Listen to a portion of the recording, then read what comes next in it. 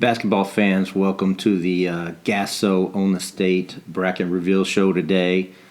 I'm just here to welcome you. Thank you for being a part of it, for what we've put together.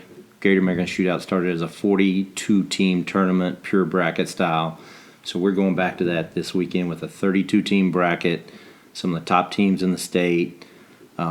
We know everybody has different commitments. We have shoe tournaments now and their commitments, GASO tournaments, and so many different tournaments. So we really want to say thanks and appreciate everybody jumping in, making this workout and being a part of a great weekend. We feel like we're gonna give a summer state championship, so to speak. So it'll be a great event. Here in a few minutes, we're gonna have Zertuche, Mike Timmins, Lyndon Cook breaking down some of the brackets, talking about the teams in the event and what it's all about. But it should be a fun weekend, a great weekend of basketball, and we appreciate everybody being a part of this. What's up, everyone? So the time's here. The bracket release for the very anticipated Own the State 32-team bracket sponsored by Baylor Scott and White. I'm with Blue Zertuche and Lyndon Cook here to kind of break down the brackets and just kind of talk about our initial thoughts as we head into this weekend of great basketball. So I'll open the floor up to Blue. Talk about your initial thoughts on this event. I just really love the communication that's been going on between GASO staff and program directors, players. I think there's a lot of excitement. Community's ready and fired up, and I think that we're going to have a lot to bring with the competition. And you know, we've talked to all 32 participants in this 32 bracket, the program directors, and they're excited. You know, there's an excitement. They're ready to play whoever is put in front of them. Absolutely. And, you know, I keep saying this is going to be a players event, and I've talked to many players, and they're excited too. You know, they're saying things like they don't want to duck anybody. And, you know, while this is an age where, you know, everybody's friends just because of social media and stuff, I mean, these kids do want to compete, and, you know, they're going to throw friendships aside. So I'm really excited just to see kids on different platforms and stuff excited just to play each other and, you know, see who's going to own the state. Lyndon, what about you? What do you think? Yeah, you hit the nail on the head with competing.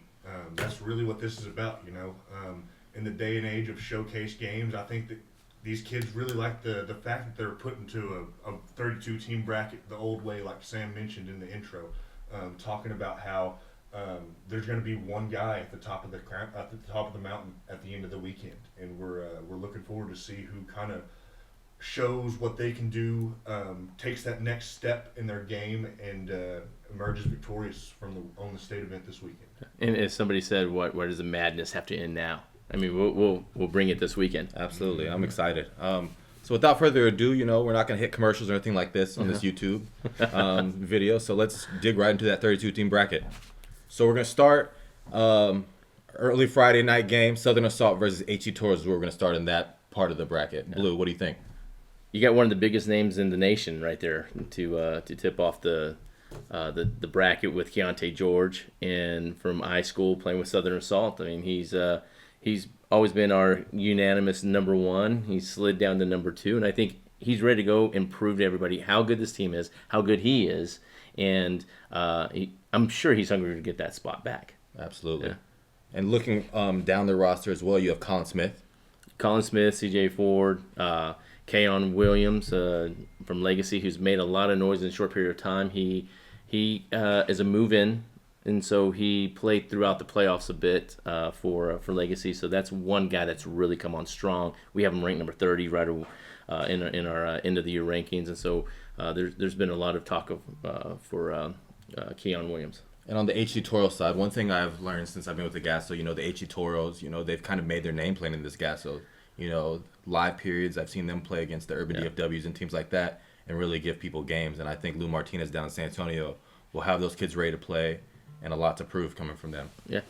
You know, Shane Perales is one guy that comes out right off of right away for HC Toros. Can really score it. He's going to be able to work the ball in transition, pick his spots where he's going to shoot from. He's got a little pop too going to the basket. I think we saw a lot of that last year. Right. No, and you know, there's some different names that we haven't got really our eyes on, but this is a great opportunity for them to make a statement, like Aaron Etrin, Dion Williams, Braxton Burdick, guys that we've kind of heard of through the grapevine, seen it flashes up here and there, but they have a really great opportunity in this game with Southern Assault to show what they're about. And I think, you know, with this type of event, you know, as, you know, if we all had to sit here and, you know, pick who we think might advance in this game, it's a players event. So if the Shane Paralysis of the world, put on a great show, that's what coaches are looking for. And I think this is why this event's so special. Right.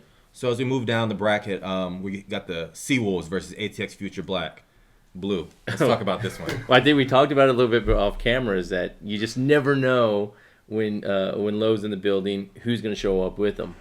He always has a special guest or two. And for example, I was just covering the War Before the Storm, Vaughn's and Southern Assault's event, and there was word in the street that Mikey Williams might suit up for the Seawolves. Yeah. It didn't happen, but he was in the area, and that's the type of situations where like Greg Brown's played with the Seawolves and stuff like that. Yeah. So you really never know, and especially in a bracket like this, Lowe is gonna have his team ready to play. But let's talk about who he has on the roster as of now. Yeah, the name that everybody's kind of been whispering around so far this spring has been Abdul Baya, one of those dudes that new to the scene but really a good player. Yeah. And then Blue, I think they have some out-of-state imports as well. Yeah, they're gonna have a couple of them with maybe a couple guys from Ohio. So we'll see, who really hits the floor for them. But you're talking about Baya, very quick 5'8", 5'9" point guard that can explode off the floor and start hitting jumpers. And I saw it a couple weeks ago. When he starts getting going and you lose him, because he's so fast you're going to lose him, he starts hitting shots. So, he's a guy that can go in there and advance his team on his own, put him on the back. And now let's move on to ATX Future. This is a team I like a lot out of the Austin area, led by Ben Jones, who might have been our MVP of our Tops in Texas Buddha event. Yeah. Let's talk a little bit more about him. He's kind of just very unassuming when you look at him and you look at Ben Jones. You go, well, what's he going to do? Well, all of a sudden he's taking off and he's at the rim dunking it. He's going to hit some threes. He's going to move well in transition. He's a guy that's in there in Austin that people are starting to talk about a little bit, but I think this is the kind of event that when you get the college coaches that have been calling us and wanting to schedule, when they're watching live stream, this is the guy that they're going to be watching. Absolutely. And Lyndon, talk a little bit more about that ATX Future roster. It's not just the Ben Jones show. They've got plenty of dudes on that are college-worthy prospects. Mike Wagner had a great weekend for them at our Houston event this past weekend. You got guys like Joe Francis and Jack Francis who really give you different looks, really can score it in transition, and they run good stuff in the half court. So I think that's a very intriguing matchup. Obviously, we don't know who Seawolves is going to exactly have on the roster, but I think ATX will be able to give them a game no matter who shows up for them. And I think that's just going to be a competitive game, just for the sense that, we don't want teams to get a look ahead in the bracket, but that there's a good chance that you're going to be playing with some of the best in that second round, if that first game holds true. So, that's going to be even more enticing to just try to play in front of as many college coaches that are watching as possible. So as we move down, I think this part of the bracket is one of my favorites. These just four teams right here. We are going to go look at Dallas Showtime Black versus TJ Ford Elite. Dallas Showtime Black has Arterio Morris, one of our top players in the state and one of the most electrifying from the perspective of my camera and just filming in general. Right. He's a highlight waiting to happen, and, Biggie has those guys running and gunning and flying up the court. Let's talk about them. Well, Chauncey Gibson is another one at 6'6" and really shoot the three. We know Big E's Dallas Showtimes are always like a guard factory. So, but as you kind of get deeper into this roster, you have guys that are going to share the ball with one another. They even though they know Arterio is the guy, they're going to just share the ball. And even Arterio is a great passer. I think he's underrated as one. And so they need a little bit momentum. They're very scary with their length and athleticism and the way that they can all just and as a group get up and down the court. And they also have a little bit of a sleeper. Dalen Dickerson out of Kaufman, really liked him last summer.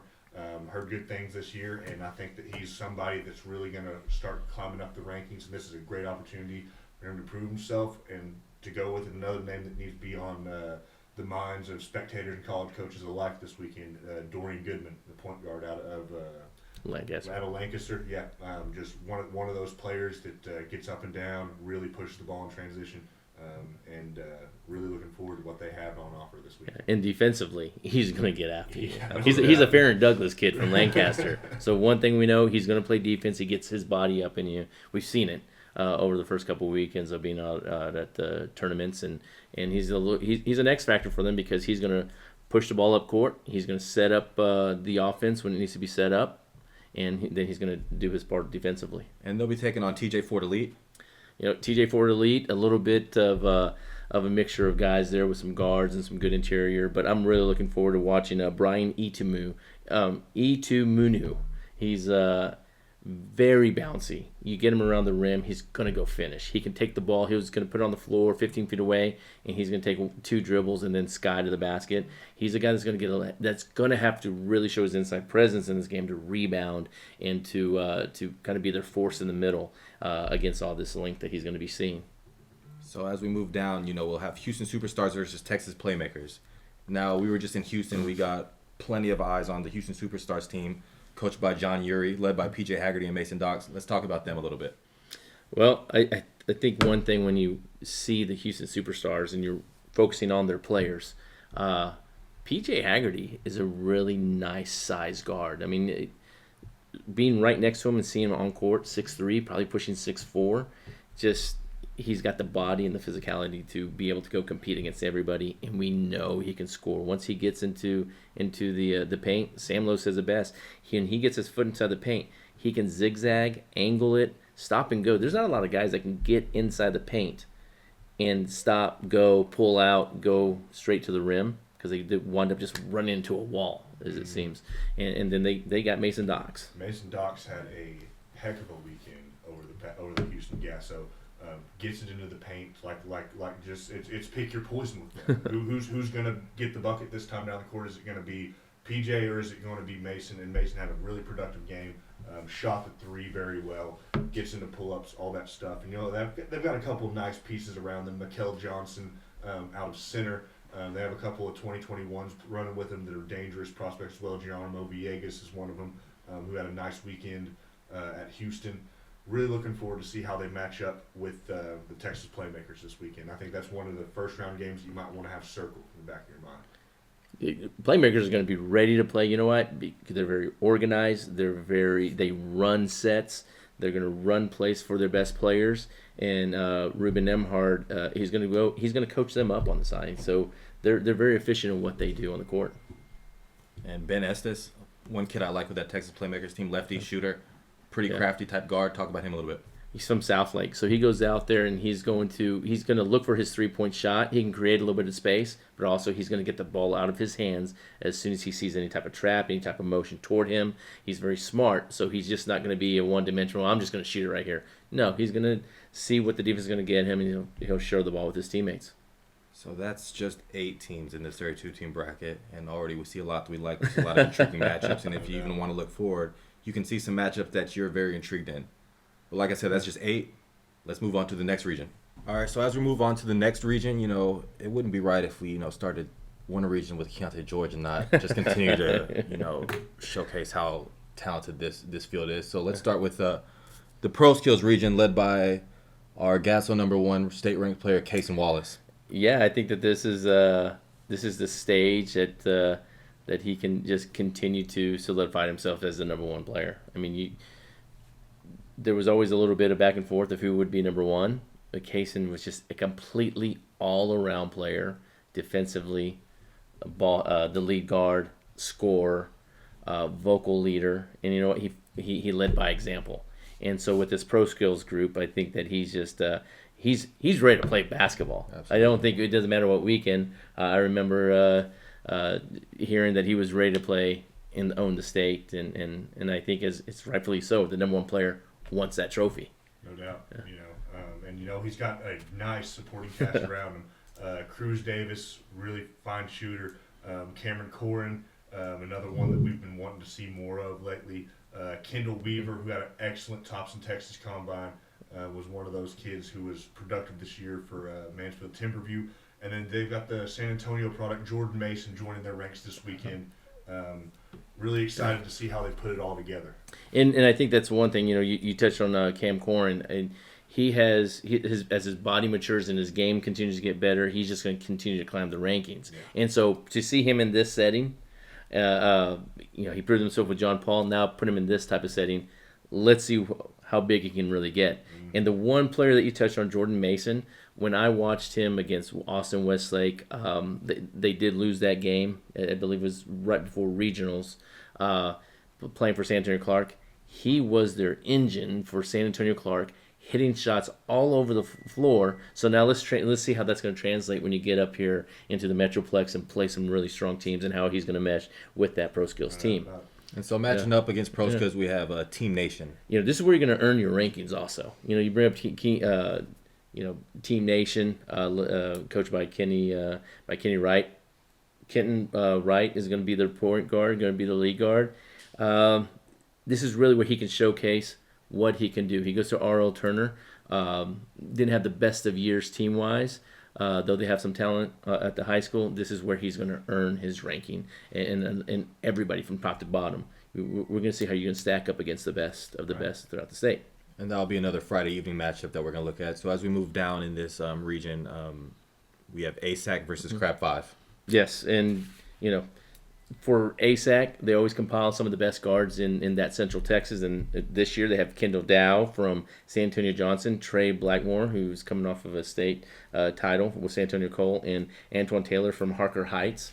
Antoine Taylor is a very interesting player because he's such an aggressive, always in attack mode, athletic, and he's going to try to punish the rim whenever he can, and then he's going to hit some outside shots to kind of keep you off balance. And we already know Kendall Dow is a really great scorer for Johnson. And then Trey Blackmore, I mean, we just saw him just a few weeks ago. Yeah, you'll notice it's a recurring theme with this region state MVPs.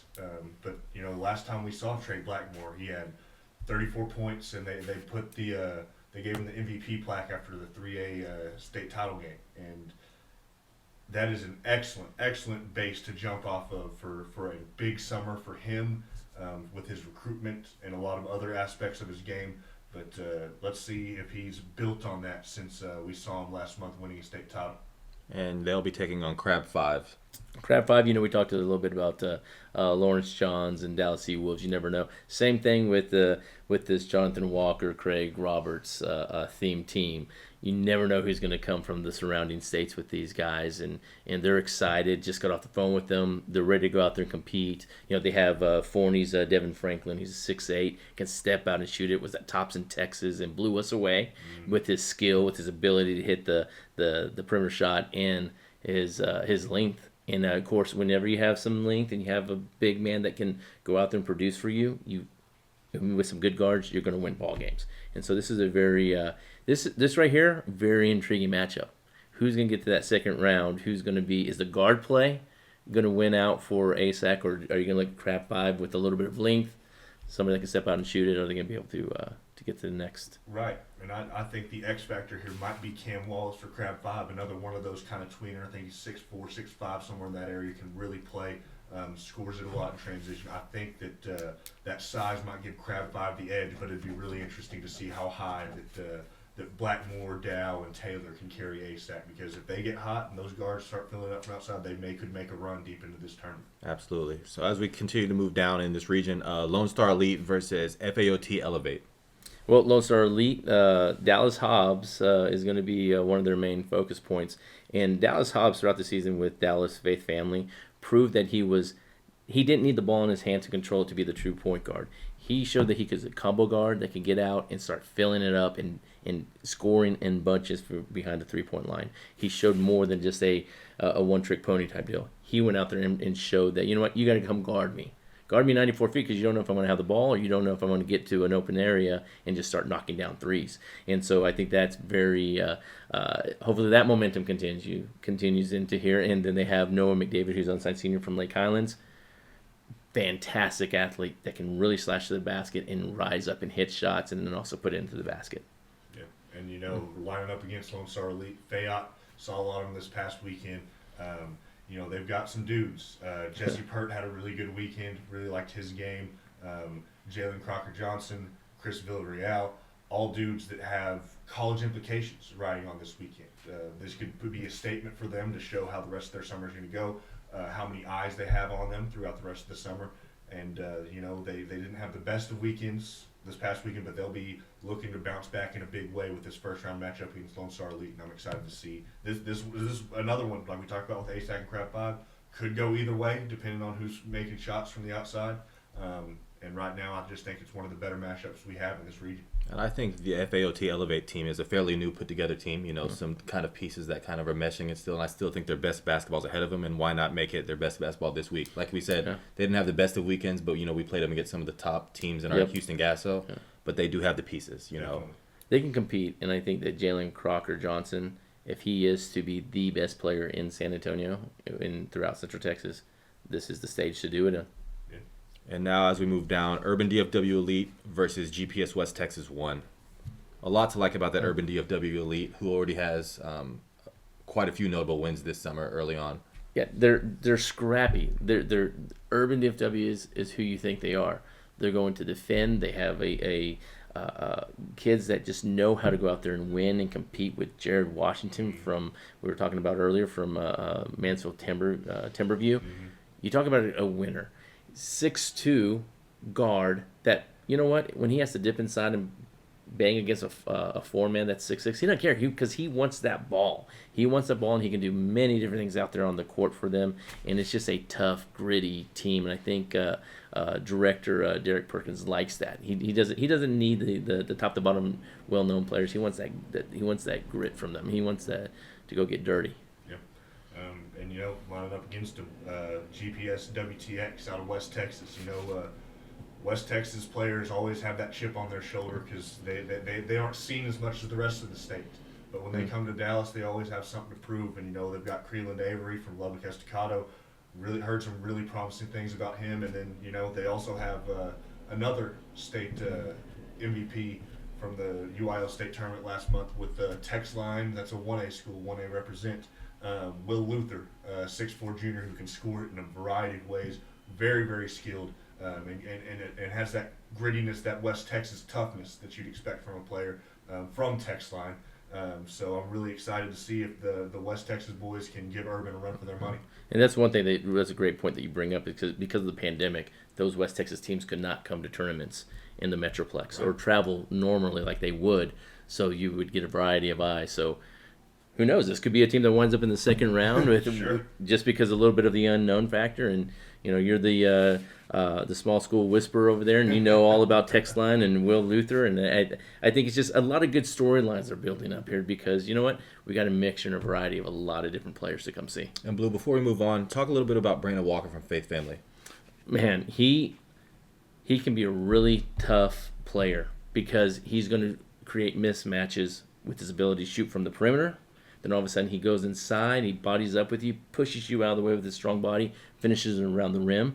And also Michael Clark, who's from Dallas Lincoln, he plays for Urban DFW also, and he can rough some people up, and he's going to be strong, and he's going to want to attack the basket. And I think that just goes along with the persona of the Urban DFW guys, of that, we're tough, we're mean, and we're gonna do whatever it takes to win.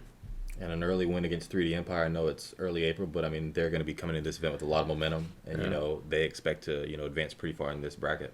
Yeah. All right, so we've went through 16 of our teams. Two of these regions have featured our top two players in the state, Case and Wallace and Keontae George. So we might as well feature another region with the number 3 player in our GASO rankings, Terrence Arsenault and JL3. Yeah. What can you say about Terrence Arsenault that hadn't already been said in the past month after his heroics in the 5A state championship game, hitting not one but 2 buzzer beaters to not only send it to overtime and then win the whole thing and take home MVP honors. So just off the back of that, he's looking to have a huge summer, get his name into that 1-2 conversation.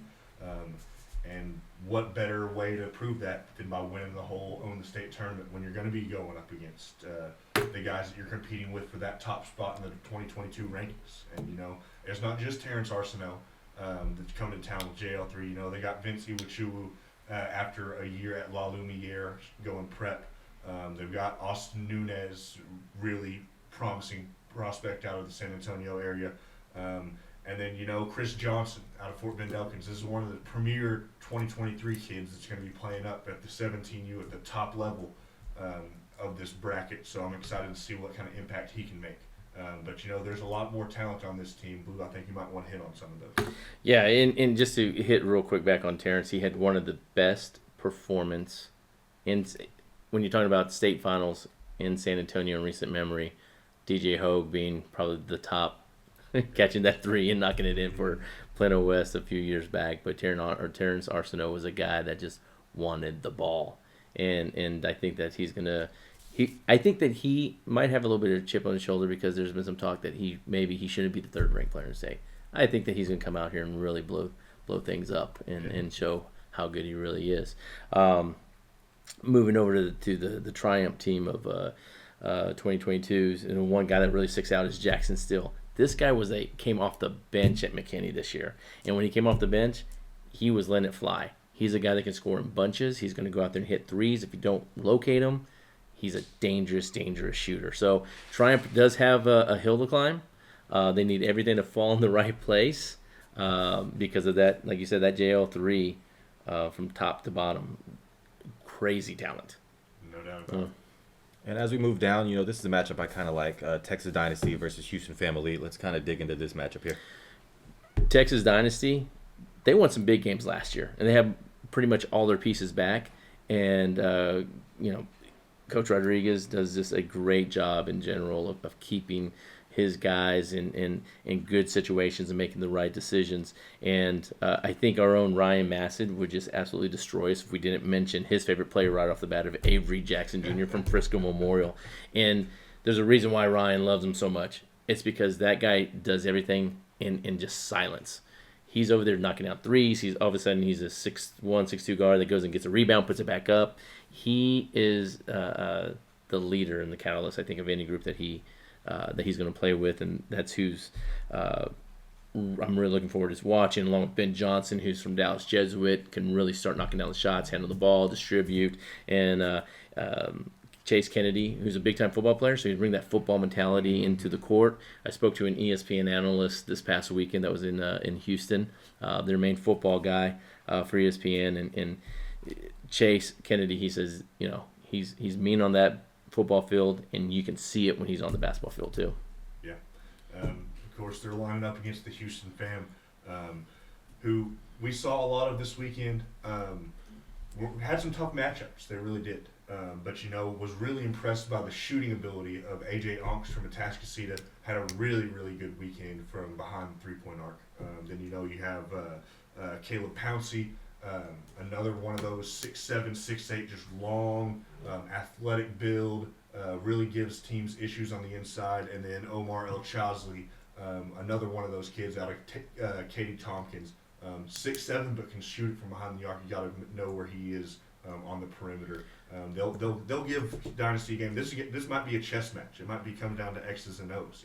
I was just about to say that this is actually a really good coaching matchup It really between Texas Dynasty and Houston Fam. Because Zach does a great job with, like we said earlier, with Dynasty, and then Say-Pay. Yes. Say-Pay's just one of those guys that gets out there and they're going to run sets. Yeah. They're going to grind with you. You want to play in the 30s? We'll play in the 30s. You want to run? We'll go ahead and run. And he tries to set the pace. And I will say, Say-Pay is an excited guy. He can't wait for this weekend. And that's another little matchup there. Circle it because I think it's just going to be fun.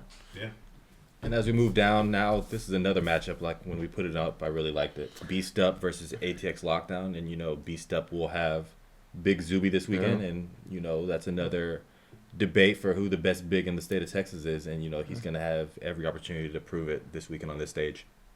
Zuby, just the versatility that he brings. Sam Lowe compares him to a Damian Jones who played in Nacogdoches, Texas high school and played for the University of Texas. And so he's versatile that he's going to hit some outside shots. He's going to be a monster on the boards. He can put it on the floor, create some space, and then just go finish the top of players. And a rope is very intriguing prospect with the length and the mobility that he has and can get up and go dunk. And then Davian Sykes from Duncanville, he's just an all-around player that where he's not looking to have to get the ball out on the perimeter. He's a guy that can get down onto the paint, get some putbacks, rough some people up, just really mixes it up well. And they'll be taking on ATX Lockdown out of the Central Texas area. Lyndon? Yeah, we saw a lot of these kids at the Thompson, Texas Combine down in Buda, And one of my favorite kids from that entire combine, one of those kids you just, even in the up and down open gym setting, you can tell this kid plays the game the right way, and that's Josh Goings out of Salado. I was really impressed by him. Gets to the rim, bouncy, can shoot it from 15 feet and behind the arc. And he's got some pieces around him. Aaron Jacob, the unsigned senior from Lake Travis, another one of those about 6'8", stretch 4 kind of guys. Levi Rutledge, another prospect in the 2022 class that does a heck of a job as a kind of a slasher, a swing man. And they've got Jacob Swoboda. Just really nice pieces all around for ATX Lockdown. And you mentioned all of those names, and there's a lot of variety. Let's put this out there. There's variety from everywhere from the elite high majors all the way down to, you're talking about Division 2, 3s, NAIs, and JUCOs in these matchups.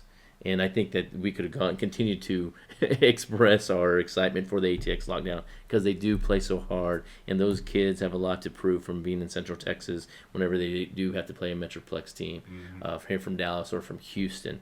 And so there's a lot of prospects all over the place. You can turn to the left, you can right. That's why it's important, I think, as a fan, to be out there witnessing all of this, because this is something that that has been put together in the excitement of everything. Absolutely. Yeah. And as we continue to look down to the bottom of this region, Texas Impact versus the San Antonio Legends. Yeah. Texas Impact, man. I'll say this, they're one of those programs that, on paper, it might not blow you away, but they have, every position kind of filled with somebody that's tough and ready to produce for them. And I think it's no different this year with the way that TJ's assembled that roster. TJ, I know everybody does their job of going and watching games, but he's out watching, and he just goes in, like you said, he picks the guys that fit him in order to win some games. And you start off at the top. One of my favorite players is Jordan Granberry. And Jordan Granberry is a guy that was under the radar. I think he finally hit a stride during the season. And he's a outstanding passer, a guy that can bring the ball up, hit some threes. He's unselfish for this team, which really makes it I don't want to use an impact on the team because I couldn't find another word in my head, but it suits well for somebody like a Robert Jennings, who's just not going to be a post player waiting for junk to happen. You have Jordan Granberry, you have Vinny Sagona that will get him the ball. Yeah, and about those two you just mentioned, Mike hit it perfectly when he said those two guys are able to achieve what they are because they have that defined role. It's not just assemble all the talent and just let them out there. They're going to run good stuff. They know their role. Vinny Sagona is going to light it up from behind the arc. Robert Jennings is going to be a man on the boards on both ends and somebody that you have to commit bodies to stop in transition. We saw it last year when he played up with that group, how impactful. Yeah, there you go. There you go. He can be. Now I got to figure out a way to use it. But really excited to see that whole group come together and see what kind of balance they have with the team. They've always had it in the past. I think they still have it this year. So that kind of team that's dangerous going on a run where they're not star reliant, but they can go do it the team way. There is one guy that we need to mention here. To Javis Miller, I believe I'm saying that correctly. If I'm not, I do apologize. He's from out in Lubbock, Friendship. Sam and I tried to go see him out in Abilene. Unfortunately, he had a fractured foot. He should be playing in this game. So, you talk about star power. This might be the guy that kind of leapfrogs some players and some prospects once he gets back on the floor. And hopefully this is his time that we can really watch him and see what he can do. Yeah. And their opening round game will be against San Antonio Legends, led by top 50 prospect Daenerys Brandon out of Judson. Blue, you and I are Judson graduates, and this is a prospect I really like. But you tell me a little bit about Daenerys. And even though we're Judson graduates, he has earned his ranking and probably needs a little bit more because he was the offensive player of the year in the district, if I'm not mistaken, and he's scoring 20 points a game in high school alongside his senior classmate that was scoring 20 or 21 points himself. So he's a jet, and he's physical. You figure that, going to Judson, he might be a football player. No, He is just built, and he's going to put his shoulder into you, get to that basket. When the defense wants to back off him, he's going to hit a three. He's going to distribute the ball. He's very crafty mentally in what he wants to get accomplished out there on the court. And I think he's one of those guys that I think this weekend is great for him as far as, getting a step up, playing against Houston, Dallas teams. And, another guy that these college coaches are ready to see him play against this level of competition. And why not do it in this first round? His speed and quickness translates. Absolutely. So now where does the scoring fall into play is what's going to be a telling sign. 24 teams down, 8 more to go. So we wrap up the final region with starting with Drive Nation versus Next Level Raiders Elite. Drive Nation just made their debut last weekend at Lone Star Elite's event here in town. Let's just dive into them. A lot of length and athleticism for sure. Oh yeah, there's no doubt about that. You probably have to start off with Ryland Griffin. Just one of those kids. This group of kids has been together for forever. It feels like they've had pieces break off, and then they've made some additions to this group as well. But with Ryland Griffin, and then Jordan Walsh, with those two guys on the perimeter, as far as just being those four men who can really get to the bucket, who can really shoot it, can do a lot of things well offensively, makes them dangerous. Makes them one of the favorites in this region to make it out. Yeah, I mean, just their versatility alone. I mean, you got it's going to be a strong guard play with Ryland Griffin handling, running the lanes and looking to catch and shoot or get to the bucket. Jordan Walsh is very, like you said, just versatile. They can knock down a three or play with his back to the basket. TJ Caldwell, I believe, is going to be joining them this weekend, and I just use the word versatile. That's what this is, because he's going to bring up the ball as a point guard. He's going to play off the ball. He's going to go and dip inside, attack the basket, get some putbacks. Defensively, he's all over the place, just hands up and ready to run and jump type defense. And that's what, you got to like that about him. Yeah, we're definitely excited to see Drive Nation this weekend, and they'll be taking on Next Level Raiders out of San Antonio, which is, the past, I don't know how many years, they've produced a lot of talent out of that San Antonio area. Just think of last year. They beat Urban. They beat Dallas Showtime. That Mo Harrison coach team are going to want to make you play slow, make you play fast. They're just a scrappy group of guys. Let's just admit it, there's not this ton of just like big name powerhouse, but when you put them together as a team, they are a very strong unit. And when you have a Seth Thomas or a Dalen Whitlock coming back, and that's just experience. That's they know how Coach Mo is going to want them to play, and so that's going to give some teams some trouble right away. So how long are they going to be able to keep up in that game? We'll see on Friday. Yeah, I mean it's going to be weird. I mean for the past 3 years it's been Gavino Ramos and Brian Armstrong and that assortment of guys. Yeah. And we've gotten used to next level Raiders. Let's go check on how Gavino's playing this weekend. Yeah. But they still have an assortment of talent there, and I think that they give Drive Nation a run for their money. And as we move down, that's going to be a Friday night game. We also have THP Elite Blue versus Texas Legion Elite. Yeah, THP we saw this weekend, and they have some of the best players right there in Central Texas, there in Austin, from Austin. Yeah, their standout this weekend was clearly Blake Nielsen, the unsigned out of Westlake. Just one of those just super fundamental kids. One of those that's a joy to coach, a joy to watch. He can score it from the outside. He can get to pull-ups in the mid-range, get to the rim, get to the free throw line, does it all offensively. Yeah. But it's not a one-man show, obviously. They've got Donovan Santoro, the Colorado move-in, was a part of Westlake's team this year. Preston Clark, another one out of Westlake, and then Jalen Brooks, the younger brother of, if you remember, Armani Brooks out of Houston, actually went to school at the University of Houston. Another good player of the 2022 class out of Round Rock that's really going to, I think they're kind of a sneaky matchup that going to give teams problem with their length and their fundamental ability to score. They start 6'6", 6'5", 6'6" across the board in their front court. It's going to give teams problems. Yeah, and I think that Agahan kind of manning the middle for Nakari Agahan manning the middle for THP. He brings that size and some bulk.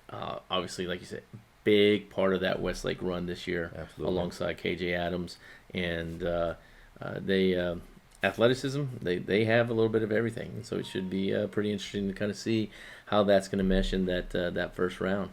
And they'll be taking on Texas Legion. Yeah, Texas Legion, they're a tough-minded team. I think they're mentally strong, and they want to be physical, and they want to they want to run, and they're gonna just basically on the court tell you to come catch us, because they have Kendall Alexander from McKinney Boyd and Thatcher McClure from McKinney. He's kind of like the fourth or fifth option on that team.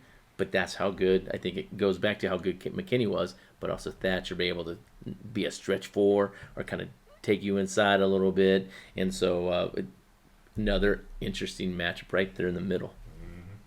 And now as we work our way down this region, we have RO9 versus BMM. RL9 is that's a team that could really surprise a lot of people and really make a run, get to a second round or a third round, go that deep with Manecki and Jason Clark. Manecki is a phenomenal athlete. It looks like his arm just scraped the floor.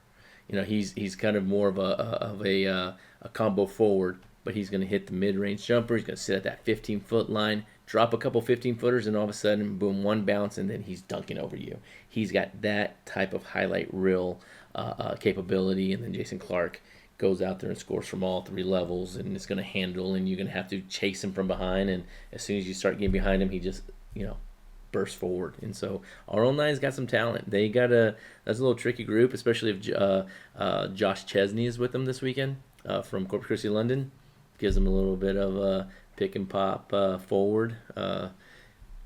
That could get interesting with that group. And they'll be taking on BMM, so Lyndon, led by Matt Reed. Let's talk about him. Obviously, the name that's going to jump out off the page for BMM this weekend is Matt Reed. Just one of those just super physical, super skilled, kind of back to the basket big men.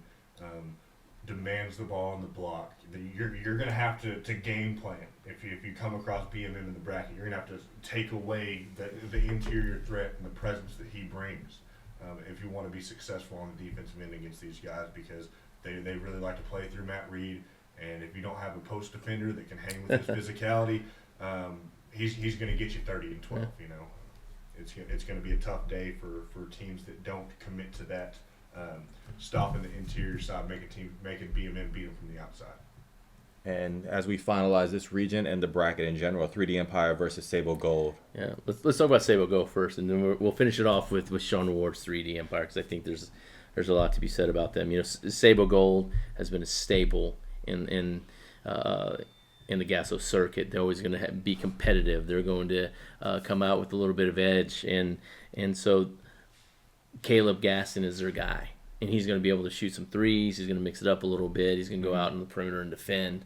And so I really want to see how much progress he has made, because he's always been a guy that kind of, has been a little bit of up and down on our rankings. So this is a really good test, especially starting with 3D Empire. Where do you start or where do you finish with this team? Honestly, it is a very much case of pick your poison with 3D Empire. They all can shoot it. They all can get to the rim. They all can defend. We watched 3 different games, and they had 3 different high scorers this weekend at the Houston GASO, where they went 3-0. Obviously, probably the top prospect you got to pick on that is number 5 in the 22 class. That's Anthony Black, who's just grown and grown and grown every summer that we've seen him. And he's added levels to his game. He's a really patient passer, really attack-minded player. And then they have the standard commit Ryan Agarwal. Honestly, one of the standouts who's been a part of their group for a while now, but had an excellent weekend. Got them back into the game against Houston Superstars in the matchup of the weekend was Jacob Zenon out of Byron Nelson, who really kind of put his name into the conversation of a kid that needs to come up in the rankings, just off of last weekend's performance. And I think one thing about what Sean Ward does as a coach too, he'll play your way. You know why? Because he knows he has the horses to go out there and compete against anybody. Right. So he'll let you dictate the tempo of the game, and he knows his guys are going to respond. And we'll finish off with Zane Hickey from this past weekend, and we'll touch more on him on our social media. But Zane Hickey is fantastic in a kind of an open system when you have some guards around him, because he's going to defensively, he'll take the charge, he's going to get the big rebound, he'll push the ball up. He's a little bit of an undersized 4-man, undersized 4-5, but I don't care. He played as hard as anybody on that team, and when you look at it, like you said, where do you start, where do you finish? We could be looking at them in the Final Four, Absolutely. maybe against a Drive Nation, Right. and it's not going to stop there. I mean, can they win the championship? And I don't think it's about a Final Four run. It's, are they going to be and be able to? And we talk about, To you win know, who we've talked about, and, you know, with Sean, he'll go up against anybody and play with anybody. And if you have quick guards, he can easily say we have quick guards, because we haven't even touched on Terrence Ramirez and Cam Embry, that both just, Right. you know, Yeah, we at didn't see it on times, camera. Yeah. times just, you know, took games over. Possession after possession, you know, 2 ISO guards that will get up in you and defend you and go make a play. Don't need a ball screen. Just bring that fast-paced energy. And, you know, when they got out and run, they were big parts of it. And, you know, hopefully they'll have a healthy Niles Brown, who we haven't even talked about. You know, the heart and soul, I would think a lot of people would think with that team, you know, hurt his foot in one of the games at the GASO this weekend. But I'm sure as a competitor, knowing Nas, he wants to be out there. Yeah. Besides the shoe companies, this is the high level competition that 3D enjoys. Absolutely. Well, Okay, so now that we've dove into the bracket, we've seen all 32 teams, you know, let's hit on a couple keys and just some of our final thoughts as we head into a great weekend of basketball. First question I'll ask both of y'all is, you know, let's talk about a player outside of the top 10 in our rankings that you think might make a deep run in this bracket. I think in the 2023 class, outside the top 10, Jalen Crocker Johnson I touched on before, but I want to really see what that's like against some of this Metroplex. And obviously there's no backing down. He has to be the main guy and take control out there for FAOT Elevate. If he doesn't, they're going to get in trouble. As we saw that they can, as we saw in Houston, they can get a little bit herky-jerky with the ball. Those butterflies have got to be gone, and it has to start with Jalen Crocker Johnson. Can he get to that next tier? Can he get to the top 10 and be the best player in San Antonio and Central Texas? Now, Lyndon, what about you? Yeah, I'm going to go. Going to go here with number 20 in the 2022 class. That's Robert Jennings. You know, we talked about it a lot when we touched on Impact's first round matchup. What he does so well, he attacks the glass. He's a problem in transition. In that system, I think he can thrive, and if he shows us that next step offensively, you know, it can really turn into one of those where you point back and say, okay, that's where his stock really started to take off kind of weekends. If he takes Impact to a Final Four or a championship game appearance, you know, then I think that for them to be successful, it's going to have to be on the back of Robert Jennings' play this weekend. And you can also just add that he has, I think he has 8 or 9 offers, you know, starting with TCU and Virginia Tech. He's in that bubble of the 2022 class that where if you're in the top 25, top 30, high majors are going to recruit you. Yeah. But where can he inch up and take somebody else's position? I think that's the important part for Robert. And I'll say for mine, I would say Cam Corrin at 15 in the state, you know, coming off a great year with John Paul II. Another guy like Robert Jennings that's been hot on the recruiting show. Yeah. Tons of high major offers are coming through. And, you know, while Case and Wallace will be the focal point of that offense, to win a championship in this 32 bracket, you have to win 5 games. So there's going to be plenty of opportunities for Pro Skills to feature Cam Corrin and for him to assert his dominance. So I think that's one kid right there that, you know, could assert himself as possibly maybe being the best kid in the tournament if things go the right way. Sure. Oh, so another question, you know, as we see, you know, some of these opening round matchups, you know, there's top teams that are featured. You know, let's talk about a player that might be going against one of those top teams that you think that could have a breakout and really benefit from having a good performance. To me, is another another San Antonio kid, and that's Caleb Gaston. I think that he's underrated, even by us. And I want to see how he's going to go up against some of these teams. And even though you may not get out of the first round, you still have to face an opponent from that 32 bracket at least 2 more times, maybe even 4. But I think he's the one, in my opinion, that I'm looking at going, let's not forget about him. Let's see what he's going to be able to do offensively, defensively. Can he carry a team? Can he get a win or two? I don't think this is about having to go all the way. I think that you can just you're going to raise your stock just by playing hard and showing that you belong in this group. Yeah. I'm also going to stick with the San Antonio kid, picking Shane Perales for the HG Toros, going up against Southern Assault in the first round. Southern Assault's got the dogs to make life really hard on a guard like that, but seeing how Shane Perales stacks up, how well he can get them into their offense, how well if he can create his own shot and score, because they've got tough guards and good size inside. It's going to be a tough day for anybody to go get 20 points and a bunch of assists against that team. But if Shane Perales can do that in the first round against Southern Assault, that's just an indicator of his potential, and I think that can give him a potential bump in the rankings if he is able to perform at that high level. And I think, obviously, our first 3 or 4 guys, we have 3 of our first 4 guys that we just named out here to wrap up our Central Texas kids. Goes back to show you that they weren't able to travel. But I think it also shows how that we're including the top tier and then the second tiers in this bracket. Mm-hmm. Maybe we missed on some teams, but that's okay. It goes to show you that these kids are willing to go compete. We're including all brands into this 32 bracket, right. And I think the kids want this. Mm-hmm. The kids. And I'll finish off, and we'll go 3 for 3 on San Antonio kids, and I'll stick with them. We talked about him earlier. Neris Brandon, out of with the San Antonio Legends out of Judson. Like you touched on, Blue. Like he has the size, the strength, and the speed to match up. It's just more about giving him an opportunity in this platform to play with these kids. Coming out of San Antonio, he offensive player of the year of the district. Now he gets to take on a Texas Impact team loaded with talent and a lot of guys that a lot of these college coaches like. And like you mentioned before, with kids like these guys that we're naming, it's not about, going deep into the bracket necessarily, because they're going to get 3 games total against everybody within this. Right. So it's about, just getting this game film on paper, and I really think that he's going to give Texas Impact some problems in that first opening round game. There's only 2 teams that are going to play 5 games this weekend. Yeah. That's 2. If you make it to the finals of the 32, you're playing 5 games. That's only 2 out of 199 teams that we have in the tournament. Right.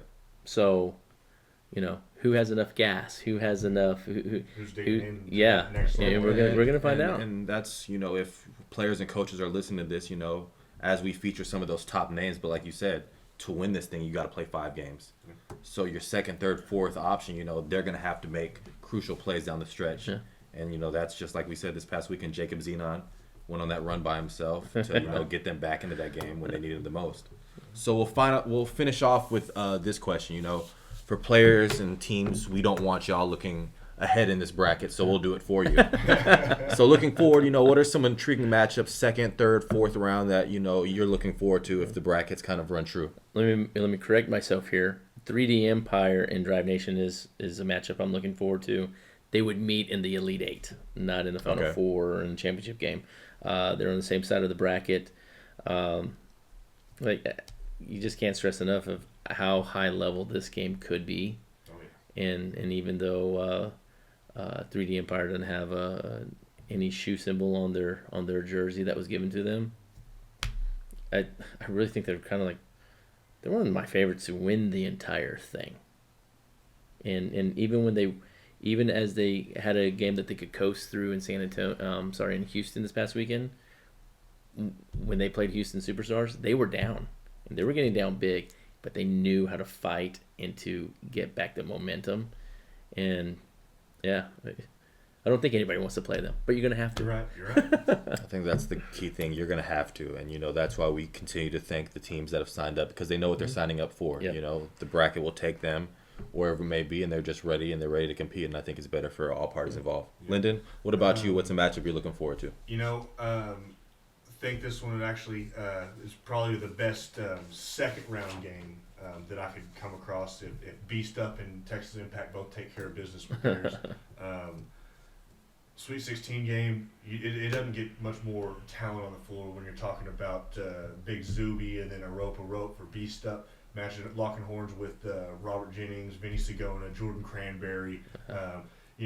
One of those games where it's going to come down to who honestly could come down to who has the ball last, who's executing their stuff better. Where you have the raw talent for Beast Up against kind of the more of the system that Impact likes to go with, and then winner of that game runs into JL3, who might just have the most loaded talent from top to bottom as far as a roster goes of the entire thing. I'm really looking forward to seeing how that region unfolds. And you touch on something. We didn't talk about player matchups, especially head-to-head. Robert Jennings and Zuby. Yeah. That it could prove a little bit on the floor. That's gonna Not to put pressure on them, but they're going to go be compete. an old school slugfest in the paint, something that, as a former post, I would really want to see happen. And yeah, this is definitely a players matchup, and there's a lot of dream scenarios that we hope happen in the bracket, and we will touch on some I won't say fantasy player matchups because they are very in reality to happen, but we won't get ahead of ourselves in this bracket. But I'll finish up with, just when you said that your favorite second round matchup and maybe the most anticipated one, I'm gonna one up you, and this tells you how hard it is to make brackets a thing, and how hard Sam and Blue had to work to make this thing, and it's not always gonna be fair. Because I don't think Houston Superstars versus Dallas Showtime in the second round is very fair. Very true. But the fans, we're all hope that's a matchup that we're gonna want to see. Obviously, John Yuri is gonna come up here even more pumped up. They did lose that game to 3D Empire, but they showed that they can play with any team in the world. Mason Docks just brings that team an element to where I don't know, it's gonna be hard to guard him. Even the top defenders in the state, that's just a player that can get anywhere on the court that he wants. And then when he gets hot, he can, take over a game. And then PJ Haggerty versus Arterio Morris is one of those dream matchups, Yes. Two very different games, that at the end of the day will fill up a stat sheet. And, with Dallas Showtime, I want to touch on the fact that, this is a bracket. And Dallas Showtime has kids that play with Dallas Kimball that just found their way all the way to the state championship game. Yeah, that's a great point. Yeah. So, with Biggie and versus John Yuri, another matchup that, as a media guy, if you're looking for views, you might want to mic up those type of guys. Yeah, it's there's a lot of appealing matchups, and that's an old school slugfest. Right. And being 3 or 4 weeks into the spring season, these teams look completely different from the first time that we saw them in Houston at going at it, and so it's going to be completely different this time. So I think kids are finally getting comfortable with each other in that setting. So there you have it, 32 teams, and like I said, the GASO is going to be filled with brackets all weekend long, and we will be releasing those throughout the week along with other, content looking forward to this, matchups and things like that. We're just excited for all these players to be able to be on this platform and play against each other. So we want to thank y'all for tuning into this. We know everybody has their own kind of spin and take on the way they think this bracket will shape up, and we're just looking forward to Friday night when this thing tips off.